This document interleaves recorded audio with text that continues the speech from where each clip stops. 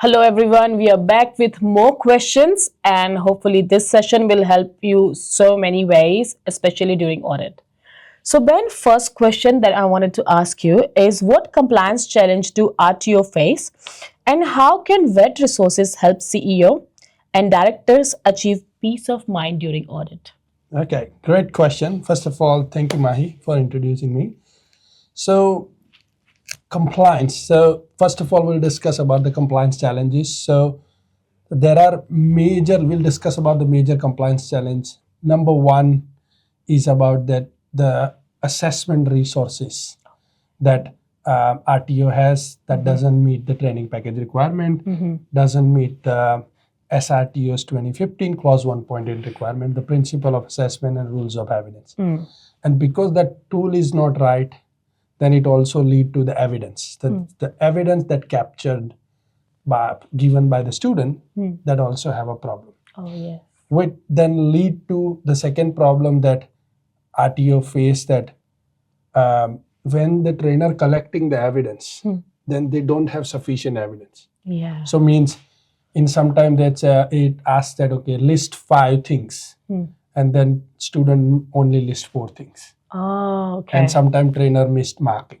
That's right. Sometimes it also asks to provide an additional template or complete this org chart, but that document or piece of document is missing. So that is another challenge for the RTO that the student evidence are not sufficient and that leading to non-compliant. And this is one of the biggest factor that we are seeing in all the ASQA audits. So that's number one. The another challenge is that they face is about the trainer, especially in the trainer currency.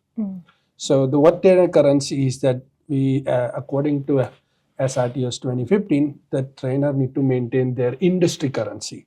So for example, if I am in information technology and if I'm doing networking, then how I maintain that currency. So always give them current knowledge and current skill to the student. So the currency can be maintained through different way. So one, either they work part-time in the industry. The second, they also visiting the industry frequently. So maybe once or twice a month, or maybe once in 2 months, and then collect that document that they have visited. They discuss about these new changes and things. The currency can also be maintained through they go through the different professional development related to that industry as well. But that's the area that we seeing that sometime or majority time lacking, and that you need to work towards it. The third thing which we seeing is about the validation. So RTO do not have sufficient validation document. Or sometimes most of the RTO have misunderstanding of the validation. So what they say that okay, we have this validation certificate from third party resource provider that is sufficient. But that actually not. So we need to do the validation with student evidence. And then we need to keep the record of it. So we need to make sure that we have a validation. First of all, we need to make sure we have a 5-year validation plan. Then second, we need to make sure that we have a compliant the validation form. Then third thing, we need to have a proper validation processes. And if we have all those documents, and then if you have a good form that completed properly, retain all the evidence of the validation, that's another area which we see most of the people doesn't have a clarity, and that's something area that needs to work on. The fourth area which think of is the training and assessment strategy. The training and assessment strategy is not clear. They did not define the amount of training and volume of learning hours.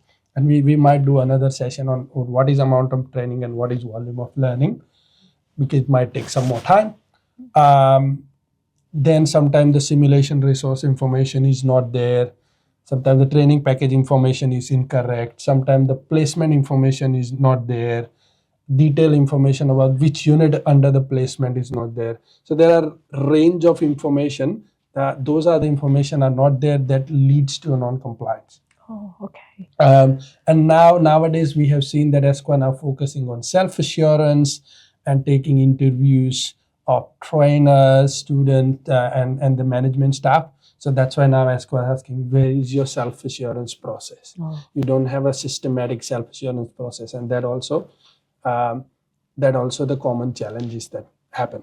The second part of the question is how wet resources help in terms of meeting those challenges. Is number one that we make the training and assessment resources as a process that, okay, first we unpacking it, the whole thing, the manager do those or validator do this with the writer, then the subject matter expert or writer write according to the training package requirement and according to the industry and the new changes, because they have been trained, they know all those things properly. And then once they complete it, it goes through the detailed validation process. Then once the first validation done, they go to the feedback. Then feedback has been fixed, they do the second validation, and if there's still minor changes, the validator do that and then sign off, and then there's a QA process. So with this process, we making sure that the document has been provided are gone through the rigorous process.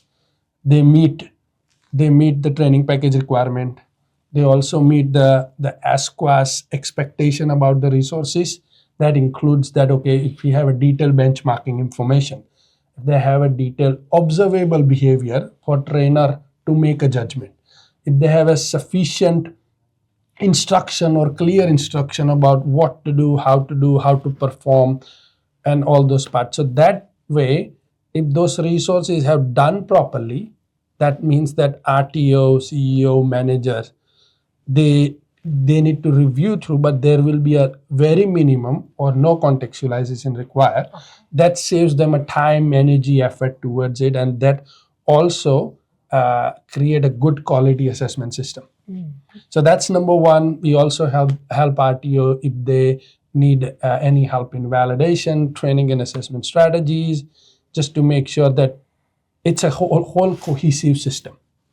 If we make some changes in assessment, that reflect to all other places. So if all those things done properly, then the whole system will work. And wet resource can help across all those areas to RTOs. That's nice. Contact our team to make your RTO an exemplary model for delivering new age learning.